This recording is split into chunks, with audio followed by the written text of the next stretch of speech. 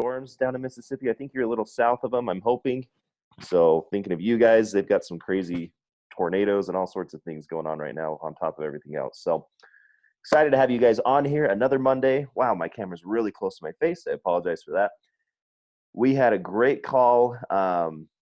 Man, past couple of weeks, we've had some really good calls. Steve Ennis, Kim Carver, really just bringing some great insight for us on the comp plan, on BOD groups, on leadership mindset. One of the topics that you guys also brought up was, I mean, I know you're all tenured leaders. You're really good at this, but we can always use some improvement on it. Is how do I continue to acquire people? How do I continue to find people out of my challenge groups, out of, the groups that I'm running off of Instagram, Facebook, all these methods and platforms. And that was a common response you guys gave me out of that survey a few months ago. And so I thought of a few people that'd be really, really good to do this, which all of you could do it. But someone that's had a lot of momentum, a lot of success with it is Jen Guthrie, who will take the mic here in just a second. But for those that don't know Jen, she's from down in southern Mississippi, kind of by the Gulf, mother of one, proud wife of one, right? Well, that's only a question out here in Utah that Kyle and I have to answer, right? So, but no, so guys, she's a rock star. I know you guys know a lot about her. Last year, 25 coach in the number 25 coach in the network. This year has some great momentum, top 20 again, but more important, has some rank advances happening. She kind of just went, 11-star a few weeks ago, has some big plans coming up. But more than that, guys, she's got some just solid depth and momentum happening. And it's a big reason for that is because of the acquisitions she's doing out of her challenge group. So want to bring her on, share some of the things that she's doing. She's a spitfire. I love her to death. Excited for her to share with you guys. And as always, as there's questions, pitch them in the chat, unmute yourselves. We'll get them at the end as well. But thank you for being on here, guys. Hope you're having a great week. So Jen, I'm going to kick it to you, sister, to take it away. Okay, I'm excited. Thanks, Jeff. First of all, I feel the need to apologize for my hair, but as you guys know, that is a non-essential business, and so that's why I have an inch of dark brown roots that I'm proudly wearing on display. So if any of you guys feel me, you feel me. So on your hands, home screen. We're home and we're happy and we're healthy and we're safe. So we're just going to be excited. But normally I get a little spiffied up for a call, but that is not the case today. So I just want to talk to you guys about how I really recruit from my challenge groups and have a lot of turnover there. And really, just create that really good lifelong relationship with the customers that are in our groups and lead them to becoming coaches. So a couple of notes that I wrote down for you guys, and it's very simple. I wish I had something groundbreaking to share, but I don't. I think, just making sure we're showing up daily in our challenge groups. Sometimes I feel like, and I was guilty of this a few years ago, maybe you guys can relate. It gets very easy, once you get to a certain point in this business, to kind of take the foot off your brakes in your challenge groups. How many of you guys are ooh, I've done that before? And we focus more on our coaches, more on our team. I know I did that, and I got very automated with my challenge groups, and everything was scheduled, and they got everything that was promised, but because I wasn't going in there often, I didn't really know who was showing up. It was just scheduled posts and an assistant that was helping me, because disclaimer, I was still working full time, literally up until last year. So I had an assistant help me with things too. Because the business just got kind of big, and I was okay, I'm in grad school and working. And so she would help me. And so what I noticed, the disconnect that happened for me a couple of years ago, it's about 2.5 years ago, is I didn't know what was really going on in my challenge groups. And I almost feel embarrassed to say that, and I should, because our primary job as coaches is to make sure we're getting people results. And they were, and I had a good relationship with them, but it was a very scheduled, automated check-in type relationship. And so I made a big shift to going back to doing all that myself. I don't have an assistant who does that or anything like that for me anymore. I schedule my group posts. I know the content they're getting. I schedule the check-ins every night, and I have 2 alarms in my phone to make sure I go into the group, because guys, mom brain, we forget sometimes. Usually checking into our challenge group and going and reading through is not the top of our coaching priority list. We know it's not. We're focused on growing, but it's a step we're missing. We can grow, and make sure we incorporate this step and let it play into that grow. So I make sure twice a day that I'm in there looking at responses, looking at questions, seeing if there's anyone that might stick out to me that needs help, and making sure that I'm reaching out. I pull up the members list, and I know this will change when BOD groups launches. Obviously, right now I'm using Facebook for my groups. and I'll click the members, and I go through once a week and I just send them all the same message, like, hey, just want to send you a quick PM and see how you're doing. That stuff goes such a long way, and it creates that foundation where they're truly like listening to me and they know I'm invested in them. And it's something that I used to think like, oh, I don't need to do that, but it's so worth it. Like these people, and I know we're talking about recruiting here, but I want to like make the point of they're the ones that come back to me program after program after program after program. Like they are lifelong customers. They're never going to leave me and go with someone else. Like I get, and I'm sure you guys too, I get so many people who are like, hey, will you be my coach? My coach doesn't talk to me, or I haven't talked to my coach in like 3 years, or I haven't talked to my coach in months. That makes me sad because I'm like, dang, that coach is losing people. I don't want someone to go to someone else and say, well, my coach was Jen Guthrie, but she didn't talk to me ever. So I'd rather go work with someone else. And I'm sure it's happened in the past. And like, that makes me sad because that's on me, but I don't want it to happen. So I do everything in my power to keep my customers with me. I don't want them to leave me and go to someone else because I wasn't checking in with them like I said I would in my advertisement, you know? So I just want to share that and tell you that that's played a big role. Second thing, every challenger gets an invite to coaching. I used to live in a world where when someone didn't show up in the challenge group, I would think, well, I don't want them to coach on my team because they don't even show up in the challenge group. So like, or they have done nothing, so I'm not going to invite them. Have any of you guys ever done that? Am I the only one where you're just like, oh, they wouldn't be a good coach? I used to dictate it for people. But over the past 2 years or so, I stopped doing that. I was like, no, everyone gets an invite. Even if they've never checked in or written back, I'm like, hey, I've noticed that you haven't really checked into the group. Totally fine. Like, are you doing your own thing? Are you doing it on your own? Like, is there anything I can help you with? Just want to make sure you're good. And then I find out that they're crushing it on their own. And I'm like, dude, you need a coach. It would be so fun. You're crushing it. Like, why not? Or if they say like, oh, I can't really like do anything on my own, I haven't done anything, then I can take the spin of, well, you know, coaching's a really great accountability tool. Like I probably wouldn't have shown up every day if I hadn't been a coach too. So it just goes back to the, like, we can't assume for everyone. And I'm preaching to myself too, you know, when I say that, but making sure that every customer that I'm bringing into my organization is getting that invite to the coaching opportunity and telling them why I think they would be great. That's made a huge, massive difference for me. And even if they say like, I don't want to work the business, I can at least bring them on as a discount coach and, you know, have them with me. Like as I can't tell you how many people stay discount coaches with me forever. Like they've never left. And I think that that's why, just those connections and making sure I'm talking with them and they know they're valued. You know, the next note I have for you guys is talking to them in your challenge group, like dropping those coaching tidbits in there. Like today, in my challenge group, I made sure to say how, like, you know, a few years ago, the day after holiday, I probably wouldn't have shown up, but because I'm a coach and I know there's other people counting on me, it makes it easier for me to show up. So like kind of just dropping in those snippets throughout the week, alluding to coaching too, and how they're basically doing it already. Like, you know, oh, my job as a coach, like you're already doing it. You tagged me on Instagram and in a water chug challenge. That's part of coaching. You should try it. And, you know, getting them to participate. And that's kind of the next point, bringing them to life on social media. I'll do like a giveaway for anyone who shares like, you know, a water post or a workout post in their story and they tag me in it. And then I share it on my stories. I'm like, oh my gosh, I'm so proud of this person. So now I'm checking off the recognition boxes, just like these little things that you can do in your challenge groups to help your challengers basically be doing the things coaches are already doing, and talking about the things. And then what tends to happen? Someone reaches out to them and says, hey, what are you doing? And then it's like, oh, see, this is why you need a coach, because people are already asking you what you're doing. Like, these could be your customers. Like, let's do this thing. So it's just kind of like a full circle moment of taking that initial step of investing in people. And guys, I know how it is. Like, there are sometimes you just don't want to reach out to all of your challengers because they're going to whine and complain and tell you they don't know how to meal plan, even though you've laid it out perfectly for them and it shouldn't be that hard. I get it. But those extra steps and those extra like little snippets of between talking to them one-on-one, sharing it in your challenge group, getting them to post on social media, it really wraps it all up for them so that when you do present that opportunity on a serious note, they're ready to go because they're doing it already. And I think that's just like a really important piece. And it's been a massive game changer for me over the past like 2.5 years.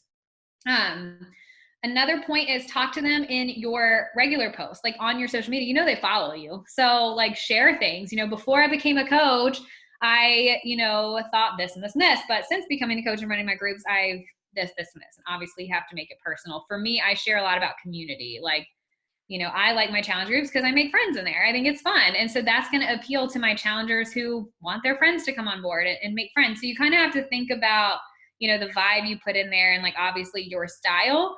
But for me, that's something, I don't even want to say it works really well because I'm not trying to make something work to turn them into coaches. I'm just trying to appeal to my people who may already be in front of me. I think it's very easy to look at our challengers and coaches differently and think like, okay, this is who I recruited as challengers and this is who I recruited as coaches. Well, your challengers have already bought into you. Like they've already taken the step. They've already trusted us in signing up with something. So to me, that's like the honey hole of like serious potential, and it's our job to go in there and find who has that potential. I wrote in my notes, talk with them outside of the group. I do think it's important. And I'm going to tell you guys right now, if you do Enneagram, I'm Enneagram 3. I really hate small talk. I really don't like small talk. I really don't like people coming to me with small talk. I really don't care. Like it is so hard. I'm not a, oh, hi, how was your day? Tell me all of your feelings. Like not me. It's not me at all. And most people know that about me because I share it often in my stories, but I know that some of them really need that. So like taking that extra effort and making sure whatever like personality type they are, that they feel accepted by me. I think that's really important too. Like, I've made the mistake in the past of being like, that person whines and complains. They are not, I don't want them on my team, but like, I can't do that. Like, we can't do that. We can't decide someone's destiny over those things. So taking the extra step and doing things we don't love to do because it's going to make someone else feel really good. I think that really just matters, like in life in general. And that's a lesson I've had to learn because again, small talk is very hard for me. It's hard for me and inviting, like I just don't even small talk with people. I don't do it in real life either. But they know it. And when they know that about you and you're making the effort, like they can see that effort. Like I've actually had coaches say like, I know this is really not your thing, but it's my thing. And I really appreciate you like making the effort to connect with me on that level because, and people can appreciate that. So I think talking with them outside of the group and asking them how they're doing, asking them if there's something you can help with, and getting to know them on that different level, that just creates that relationship. And really that's what this business is all about in general. And then my last note really is just recognition. And, I kind of talked about it a little bit in terms of, getting them to post on social media. But when you talk to them one-on-one, they'll tell you things. Like I had a challenger tell me she never posts in the group. She told me the other day, oh my gosh, I've lost 10 pounds in 10 days. Like that's crazy. Why didn't I start this sooner? And then I can take a picture of that.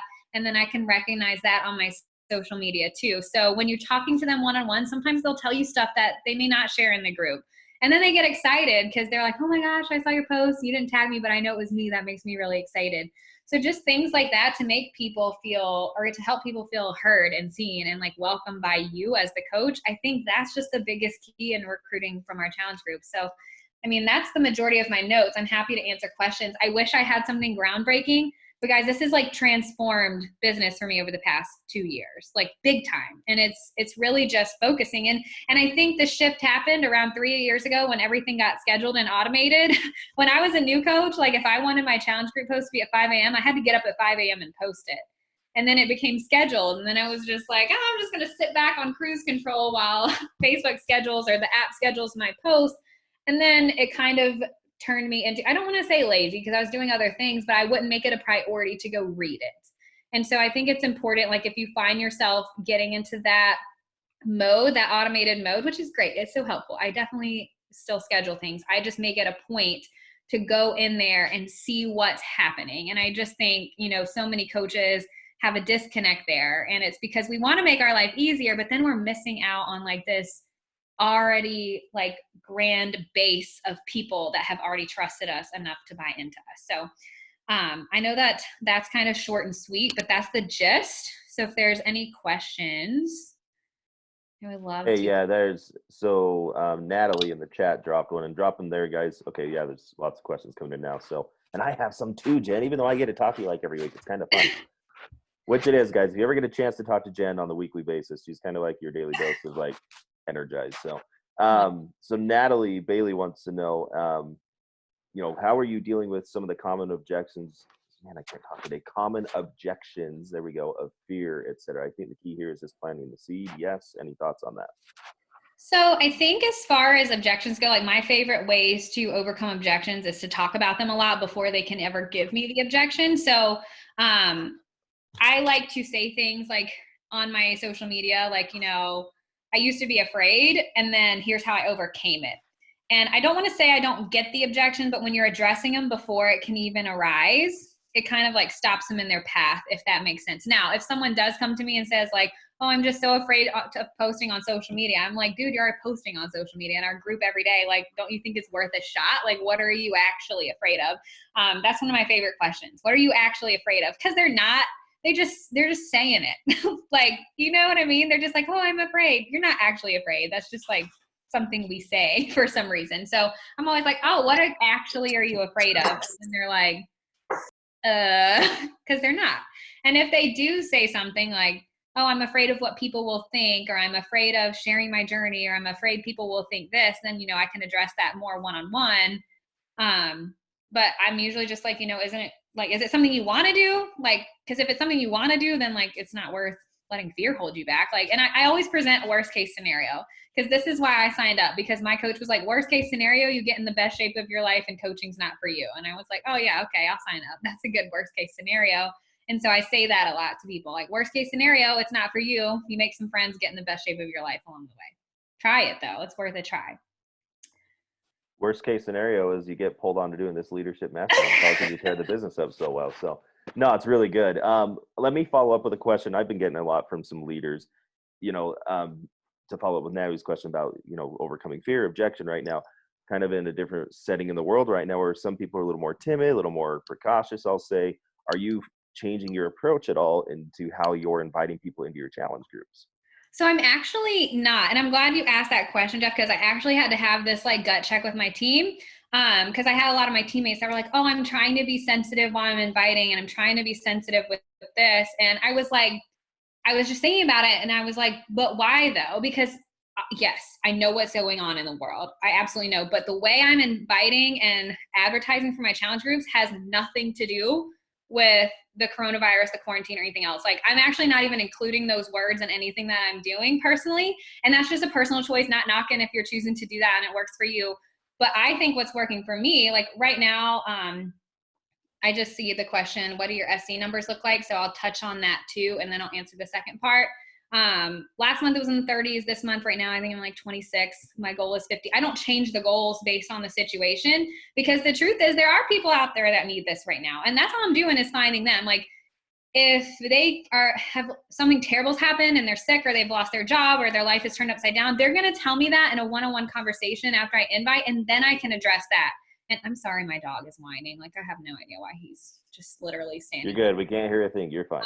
But he, you know, I can address that in a personal one-on-one conversation with him. It doesn't have to be like, you know, I've actually gotten some invites from coaches. I'm just going to keep it real. I think I said that on the National Wake Up Call a couple weeks ago, that have literally been like, hey, due to coronavirus and people getting laid off their jobs, wouldn't this be a great time to start an at-home health and fitness business? I'm like, that is awful to me. And I told my team, I was like, do not, like, the words coronavirus, losing jobs, like, none of that to me.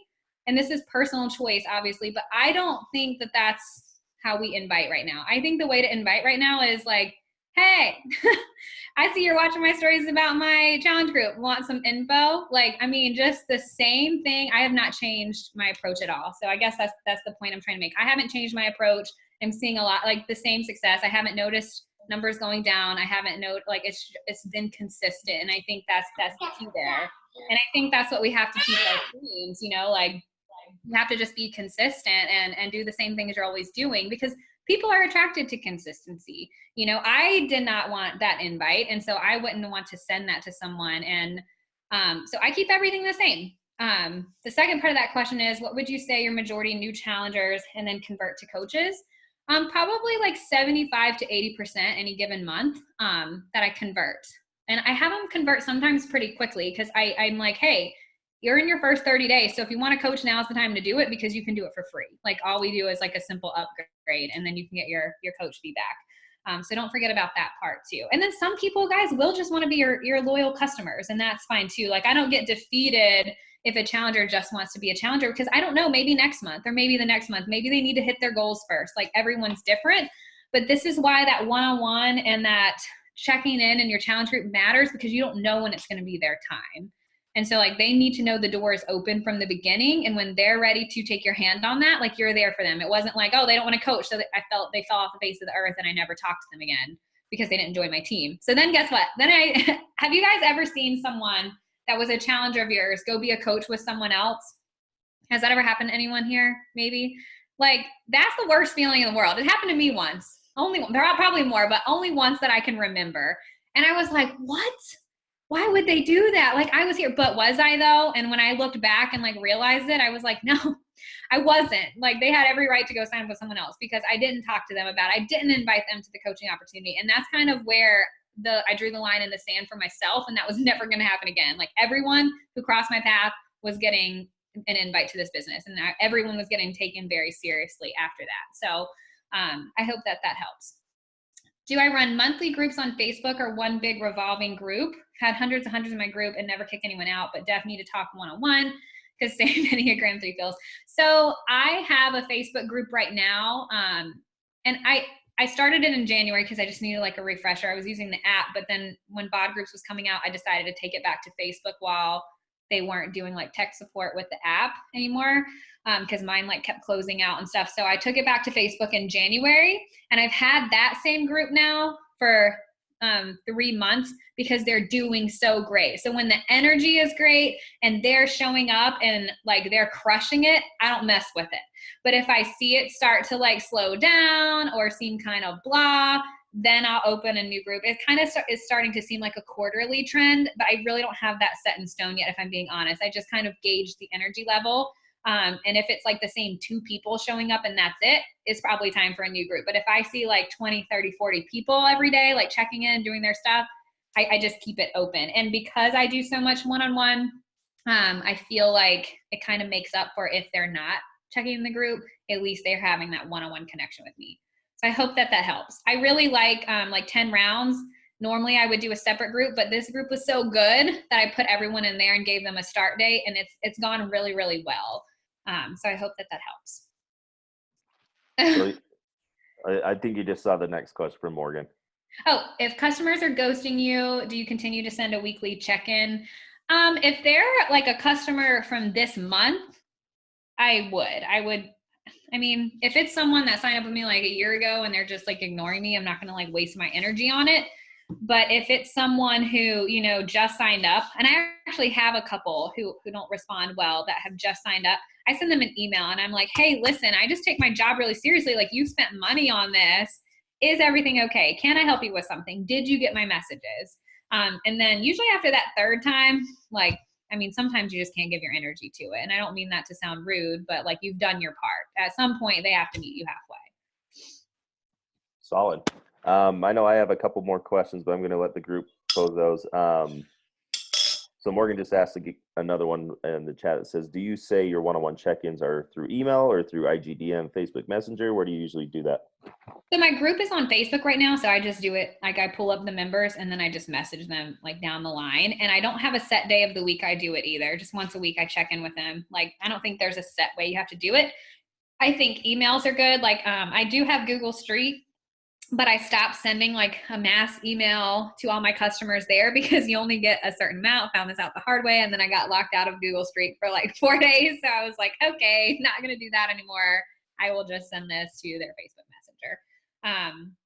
Just really simple. And like, I'm literally just like, hey, just wanted to see how you're doing this week. Like copy paste, send it to all of them. And then I can have like a personalized conversation based on that. Good. I should expand more. That was a really good answer, Jen. But you get the point, guys. Any other questions? Feel free to unmute yourselves if you've got them or if you want to drop them in the chat.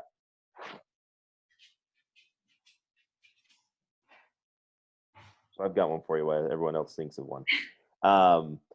So you've seen a lot of advancement kind of on your second and third levels down in your organization, not just recently, but over the past year and a half, really, to where you and your team have, elevated up to 9-star diamond and now 11-star diamond. And then I know we've got some bigger goals on the horizon coming up that I won't mention here because I'm not going to hold you accountable in front of 30 other leaders in the region.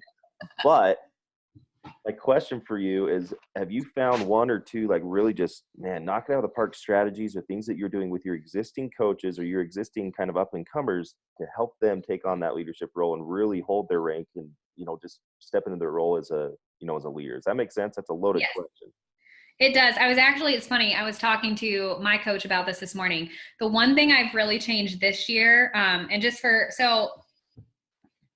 I want to tell you guys like the whole story. So I've been a 7-star diamond lifetime for like a couple of years. And then I spent most of last year like bouncing between like 3 and 5. And then I was like really defeated by that. I was like, what the heck? Like, what the heck? Why can't I get my diamonds to like move forward? How many of you guys ever feel that way? Everybody. And so I felt like really stuck. And I was like, well, there's obviously a disconnect and like I don't know what I'm doing wrong. And so I focused a lot last year, like way too much energy on what am I doing wrong?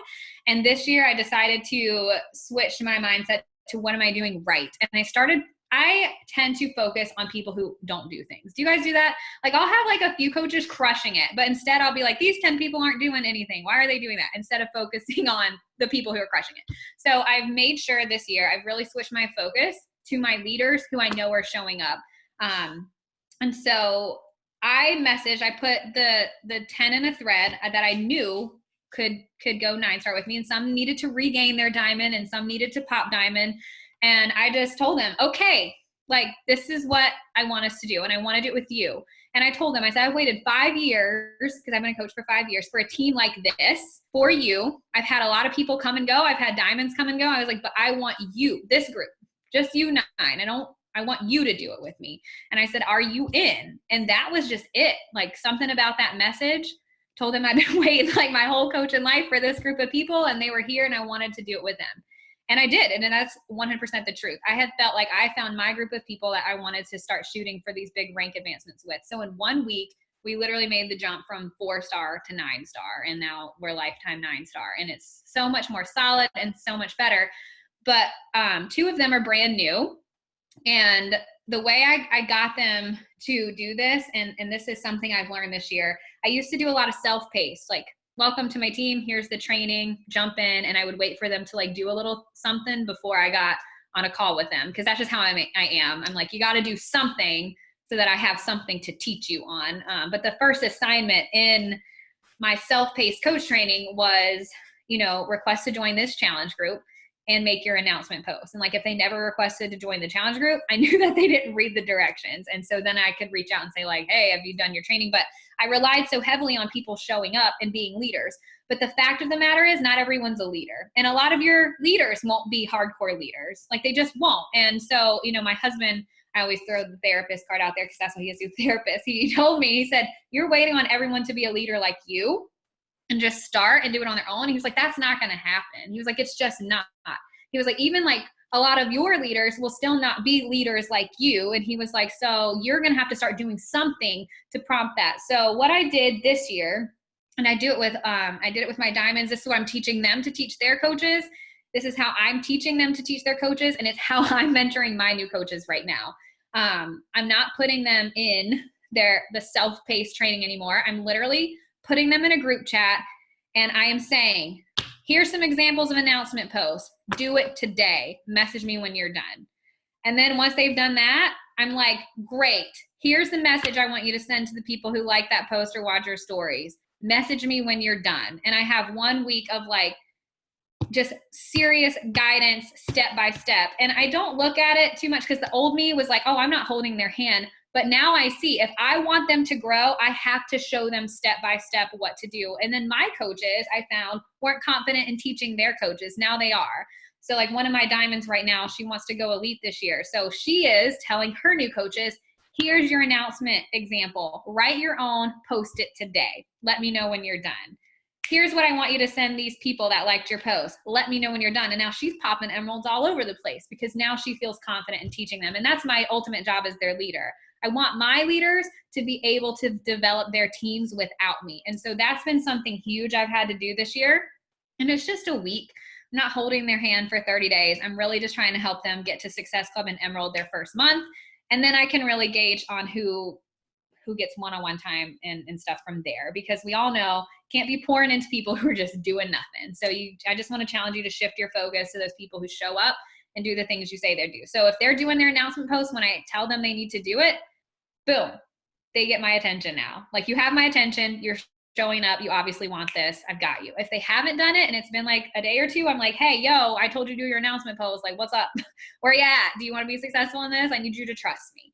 And so taking on that confident role of, I know how to teach you this step by step, has made a really big difference. And yeah, it does take more time, but it's worth it to me. And I love seeing them excited about developing emeralds, and they didn't have to have me lead a call for it. And they didn't have to have me do it. Like, they're just doing it on their own. And so I think that's been a really big shift. All right.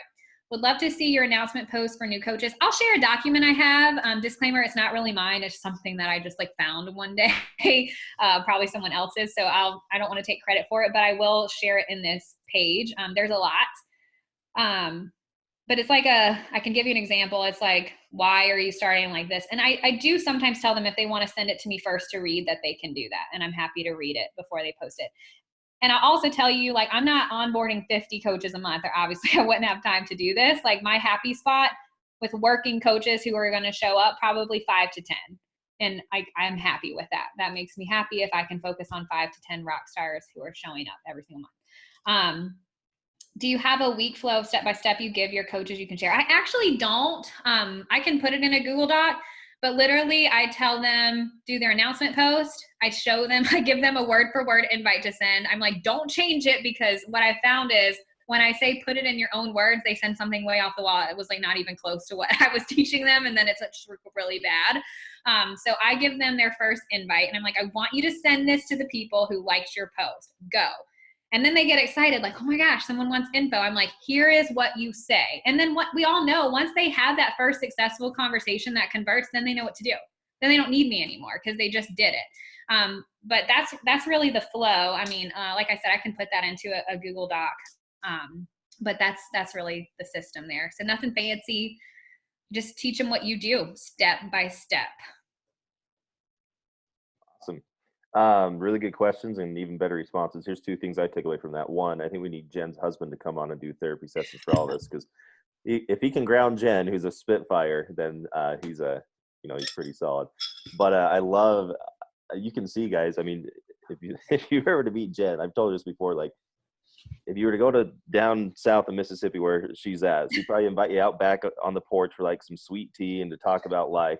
But then when it comes to holding you accountable, and like she's doing with these coaches, like, she has a pretty steady hand, and it's a sign of good leadership. She can be very empathetic, but challenge people when they need to be. So really good. We'll wrap up here in the next minute or two. Are there any other pressing questions anybody wants to get out for Jen before we wrap up? I know we just did the wake up call, and now this killer training.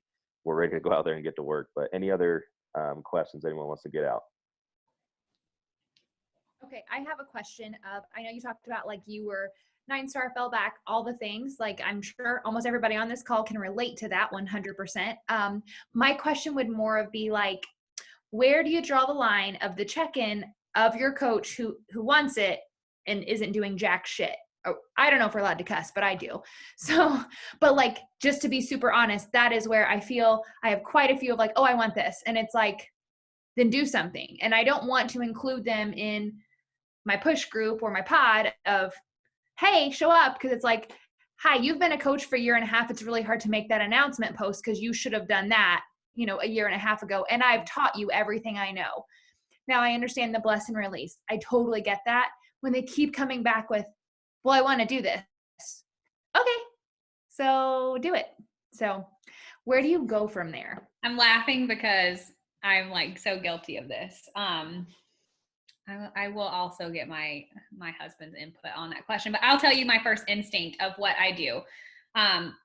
Because I do have people like that. Oh, I wanted this. I have one girl who comes to mind, and she actually could do it. It makes me so frustrated because she's been diamond before. She knows how to do it. She can hit success level when she tries, and it's always constantly, I need this. Like, I need this for income. I need this for income. And then I see her like selling everything in her house because she needs income. And I'm like, dude, like, I want to help you make the income, but like, you're doing nothing. And I hate to say, you just have to like, I don't include them. And I didn't include her. And like, it stinks because I do think she could get her diamond back, but they have to show you something. So I don't put people like that in my pods or my push group. And honestly, like, I didn't plan for 9-star with them in mind. I just didn't, like, cause like my next goal is 15 star. And I was actually telling Jeff this the other day. I have some old diamonds who could probably regain and we could get there, but I'm not interested in that because they're not hitting Success Club and they're not doing what I expect them to do to be a part of that. So I will not push for that. I will not create a group to push for that until I believe I have the right people to push for that. And it is hard. It's hard because I'm like, man, if this person and this person, this person, this person would get their diamonds back and hit Success Club, like we could be a 20-star team like right now. But I had to stop. And I did that for so long. I did that for so long with like 5-star. And I had to get to a place where I was like, no, I want to do it with the people who are showing up. And you know, they're going to show you if they're showing up. And for me, showing up is you're at least hitting Success Club and you're doing something. Like, you know, I don't think that you can be at Success Club 0 and tell me that you want this business and that you want my mentorship on the next level. Like, I don't think it goes hand in hand. So for me, before I even reach out to them and say, hey, I want you to be a part of this, like you have to be hitting Success Club and you at least have to be an Emerald. Like I just can't, I can't count on you. I can't include you in my game plan for something like becoming a 15-star team if you can't do the minimum. Like I just can't. And so I don't. And it's not something I announced in my team page. Like when I created that 9-star pod and said like, hey, we're too close. Like, let's go for it. No one even knows that existed outside of those 9 or 10 coaches. Which I have 10 diamonds. I just have 6 on one leg and 4 on the other. It drives me nuts. And so I was telling Jeff, like 15-star can't happen until I get a few more rock stars on that other side that are ready to rock. And I feel a lot more free this way. And I like that I'm not counting on people who just don't match the effort. It's freeing, honestly. And like, obviously I still help them and I help them reach their goals.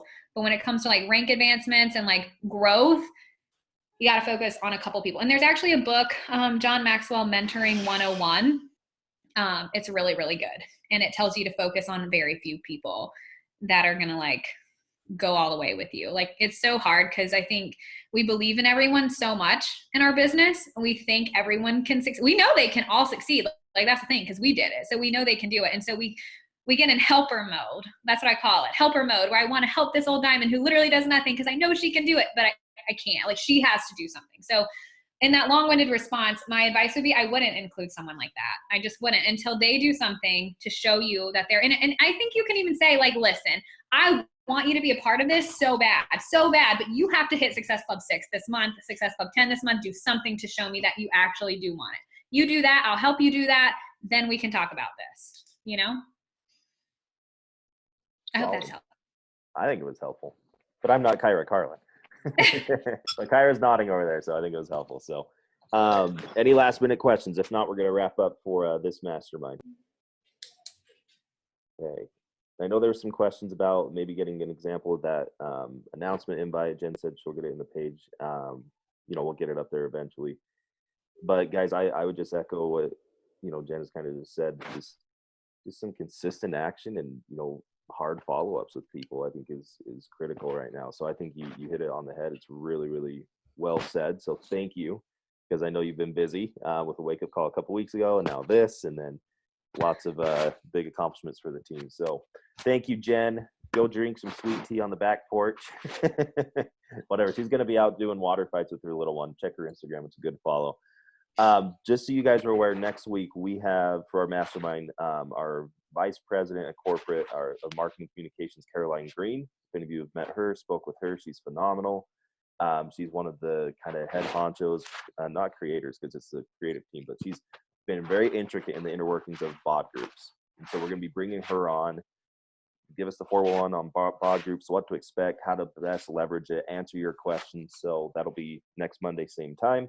And then the week after that, Christina Delgado is going to be on here. You guys obviously love her for an Ask Me Anything. So bring your questions, anything you want to ask Christina, she'll be ready to answer them. So let's have a great week. Let me know if you need anything, Jen. Thank you so much once again. And also just a quick shout out. I know we got like Nikki Minton, David Atkins, some others on here. Thank you guys to you and Nikki. I know your spouse, and others. If you got spouses on the front lines out there, tell them thank you from all of us for what they're doing. We really appreciate you guys and their efforts. So let's have a great week.